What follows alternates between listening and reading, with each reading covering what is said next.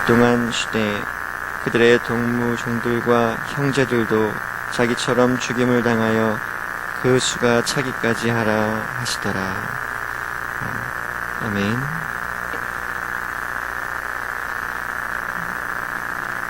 계시록 6장 9절에서 11절은 다섯 번째 인 심판으로서 하나님의 백성들의 억울한 죽음을 갚아주시기 위해 원수들을 심판하시겠다는 약속의 말씀을 보여주시는 것입니다.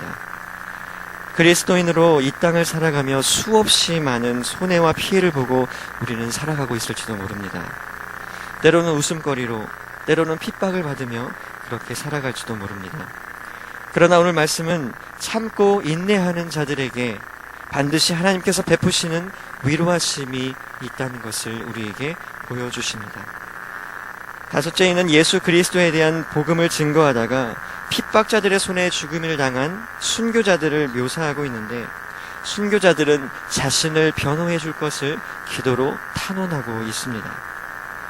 먼저 요한은 순교자의 영혼들이 제단 아래에 있음을 보게 되고, 그들은 하나님의 말씀과 증거로 인해 죽음을 당했던 것을 요한은 알게 됩니다. 이는 하나님의 번제단에 드려지는 어린 양의 제물처럼 순교자들의 영혼 역시 하늘 성전의 번제단에 드려진 모습을 의미하고 있는 것입니다. 이는 유대인들의 죽은 자들에 대한 인식이었습니다. 유대인들은 사람이 죽게 되면 땅에 묻히는 것을 제단 아래에 묻혔다는 것으로 인식했습니다. 의인들의 영혼이 하늘 제단 밑에 있는 것은 그 당시 존재했던 유대 랍비적 신앙이었습니다. 바로 순교자들은 하나님께 드려진 제물이 되었던 것이고, 그들은 자신들의 삶을 하나님께 산 제사로 드렸던 것입니다. 로마서는 말합니다. 너희 몸을 하나님이 기뻐하시는 거룩한 산 제물로 드리라. 이는 너희가 드릴 영적 예배니라. 순교자들이 자신의 몸을 진정으로 하나님을 위해 드렸다면 하나님은 그들의 죽음을 하나님께서 받으시기에 합당한 제물로 받으셨을 것입니다. 하나님의 말씀과 그들이 가진 증거라는 것은 반드시 고난이 동반하게 되어 있다는 것을 순교자들의 탄원을 통하여 우리는 알 수 있습니다. 로마에 대한 충성을 거부하고 하나님께 대한 믿음을 지킨 그들은 그렇게 고난과 죽음을 피할 수 없었습니다. 환경 따라 수없이 흔들리는 우리의 믿음을 부끄럽게 합니다. 복음을 증거하는 모습 또한 부끄럽게 합니다. 곳곳에 수많은 전도자들의 모습을 보게 됩니다. 우리 또한 삶의 자리에서 전도자의 삶을 살아가고 있습니다. 오늘 말씀을 묵상하며 과연 복음을 전하는 우리는 순교자의 마음으로 세상에서 복음을 증언하고 있는 것일까? 모진 핍박 속에서도 우리는 과연 전도자의 삶을 선택할 수 있을까? 이러한 고민을 가져보게 됩니다. 혹시 여러분과 저는 순교자의 마음으로 신앙과 믿음을 지켜내고 있는지요? 핍박을 넘어선 죽음까지도 각오하며 전도자의 삶을 선택할 각오가 되어 있는지요? 이러한 질문은 우리 자신의 믿음의 삶을 한없이 부끄럽게 하기도 합니다. 세상 사람들은 하나님의 사람들인 전도자들의 삶을 주시하고 있습니다. 신실하게 믿음을 지켜내는 것은 말씀을 가진 증인들의 삶에 너무나도 중요한 삶이 됩니다. 신실하게 믿음을 지켜내지 못한 삶이 전도의 길을 막아서기 때문입니다. 요즘 대부분의 성도들이 조그마한 어려움도 고난도 피하고 싶어 한다고 합니다. 조금 더 편하게 믿음을 지켜나가는 데 관심이 있습니다. 손해나 피해가 없는 환경을 택하기도 합니다. 환경과 여건이 허락함에도 불구하고 자신의 유익을 따져보며 맡겨지는 일들을 피할 때도 있다고 합니다. 이것은 목회자들 사이에서도 마찬가지일 것입니다. 그러면서도 모두가 찬양으로 이렇게 고백합니다. 하나님의 사랑이 영원히 함께하리. 십자가의 길을 걷는 자에게, 순교자의 삶을 사는 이에게 조롱하는 소리와 세상 유혹 속에도 주의 순결한 신부가 되리라. 내 생명 주님께 드리리. 우리는 이렇게 찬양하고 있습니다. 십자가의 길을 걷는 성도의 삶이 과연 어떠한 삶인지 고민하게 됩니다. 찬양의 고백처럼 소망하기는 순교자의 마음으로 십자가의 길을 걷는 그러한 삶이 될 수 있기를 간절히 소망합니다. 우리의 삶이 우리의 고백을 증인될 수 있기를 간절히 또한 소망해 봅니다. 순교자들의 탄원 가운데 그들은 절규하는 목소리로 하나님께 질문합니다. 거룩하고 참되신 대주제여, 땅에 구하는 자들을 심판하여 우리 피를 갚아주지 아니하시기를 어느 때까지 하시려 하나이까. 땅에 거하는 자들은 순교자들을 모진 핍박으로 내몰아 마침내 죽음에 이르게 한 세상의 세력들을 의미합니다. 자신들을 죽음으로 내몰았던 세상에 대하여 심판하여 달라는 요청이 담겨 있는 것입니다. 그러나 하나님께서는 언제까지라는 기간에 대하여 말씀하시지 않으시고 11절에서 말씀하시는 것처럼 흰 두루마기를 주시며 일정한 숫자의 순교자의 수가 차기까지 잠시 쉬고 있으라고 말씀만 해주십니다. 흰 두루마기는 3장에서도 보았듯이 승리를 상징하는 옷입니다. 그 승리가 순교자들에게 반드시 주어질 것을 약속해 주시는 하나님의 사인이 됩니다.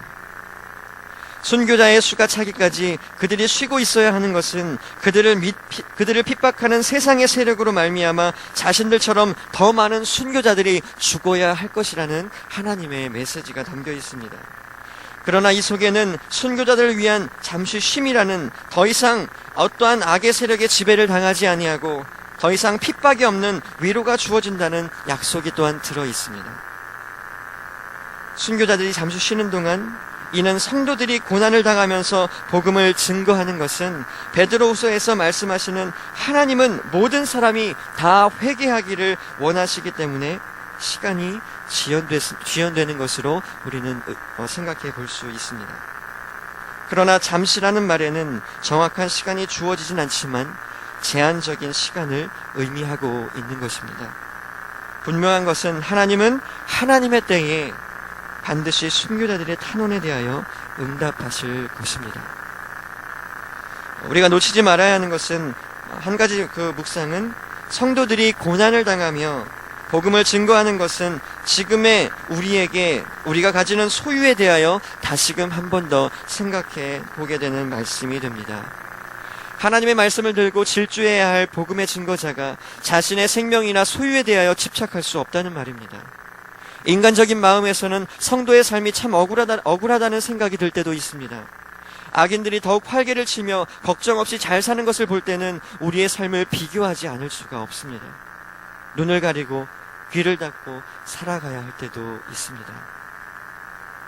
그러나 성도의 삶을 선택한 우리는 세상이 보지 못하는 영원한 생명의 약속을 통하여 소망을 품어야 할 것입니다. 성도로서 이 땅을 살아갈 때 고난은 하나님의 뜻이 이루어질 때까지 필연적인 것입니다.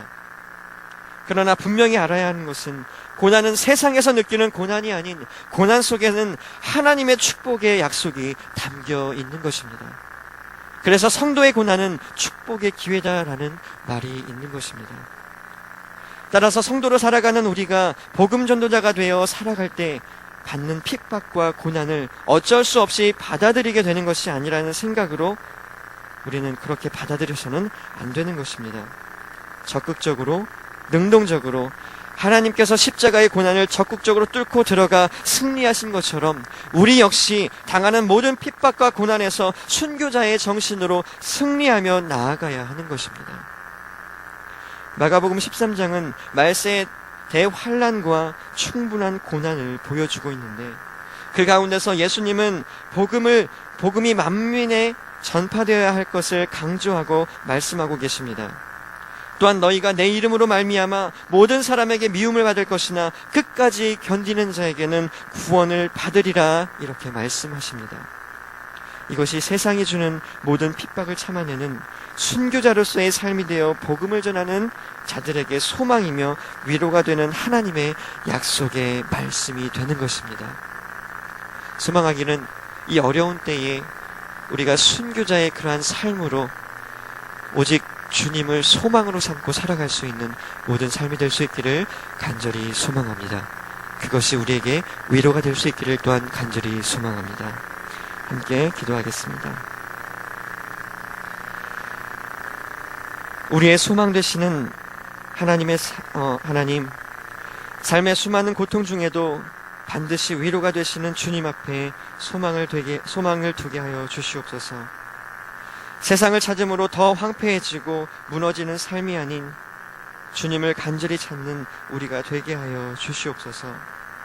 이 환난의 때에 순교자의 마음으로 더욱 믿음을 지켜내게 하시며 많은 사람을 옳은 대로 이끄는 유익한 신앙의 삶이 되게 하여 주시고 우리의 삶을 통하여 끝까지 인내하는 복음의 통로로 사용되게 하여 주시옵소서. 또한 참 생명과 참 소망의 통로가 되게 하여 주시옵소서. 주님, 오늘이란 또한 삶을 살아가는 시간을 우리에게 허락해 주셨습니다. 주님, 이러한 시간 가운데에 우리의 삶의 유익보다는 하나님을 기쁘시게 하는 것이 어떠한 삶일까? 복음을 전하며 하나님을 기쁘시게 하는 삶이 어떠한 삶일까? 온전히 믿음을 지켜내며 살아가는 것이 어떠한 삶일까? 하나님, 그러한 고민 가운데에 하나님을 기쁘시게 하는 삶이 또한 오늘 가운데 이루어질 수 있도록 인도하여 주시옵소서. 오늘 살아가며 또한 당하는 모든 핍박 속에 하나님, 주님께서 주시는 그러한 능력과 힘으로 말미암아 충분히 승리하며 살아갈 수 있는 우리의 삶이 될 수 있도록 주님 우리와 함께하여 주시고 우리의 삶을 이끌어 주시옵소서. 우리의 모든 것을 주 앞에 맡겨드립니다. 주님 동행하여 주시옵소서. 모든 것 주 앞에 맡겨드리며 예수님의 이름으로 기도하옵나이다. 아멘.